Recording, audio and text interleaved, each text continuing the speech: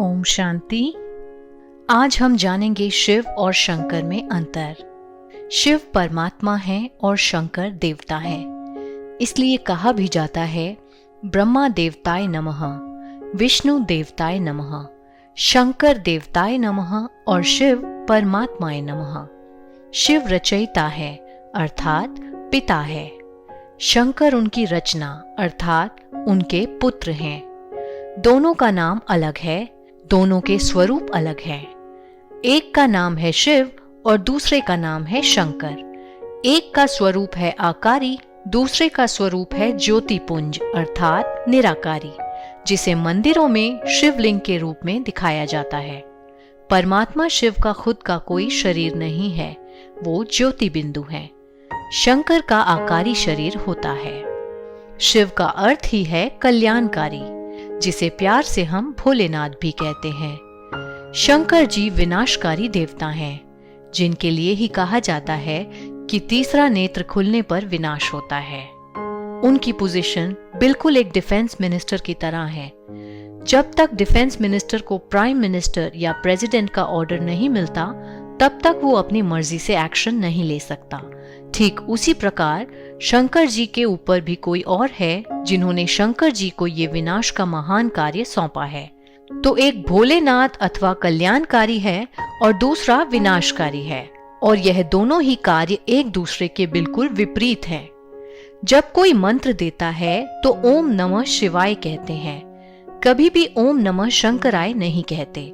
उसी प्रकार शिवरात्रि कहते हैं, कभी भी शंकर रात्रि नहीं कहते।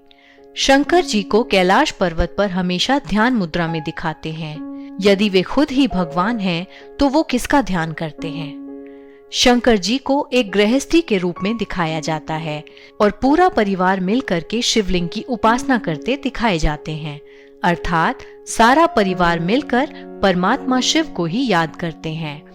इसके अलावा सभी देवी देवताओं का जन्म दिखाया गया है, जबकि ब्रह्मा, विष्णु और शंकर की उत्पत्ति दिखाते हैं प्रकाश से। तो क्या है ये प्रकाश? प्रकाश अर्थात परमपिता परमात्मा शिव।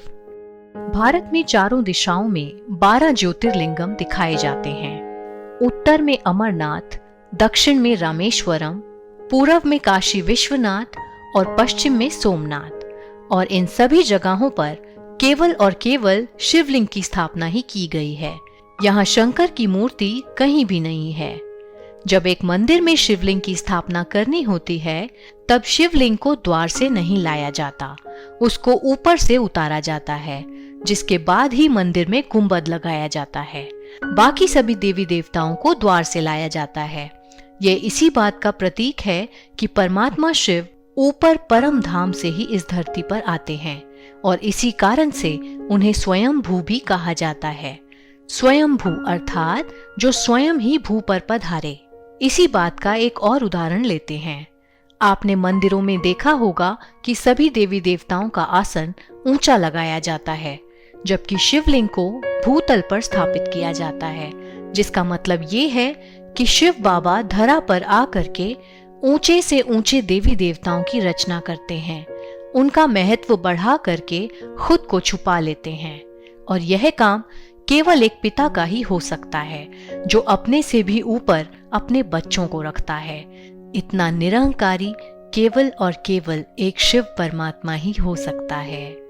आशा करते हैं आपको शिव और शंकर का अंतर बखूबी समझ में आया होगा। कल हम आपसे फिर मिलेंगे एक नए टॉपिक के साथ। तब तक के लिए जुड़े रहें हमारे साथ और शिव बाबा को याद करते रहें। ओम शांति।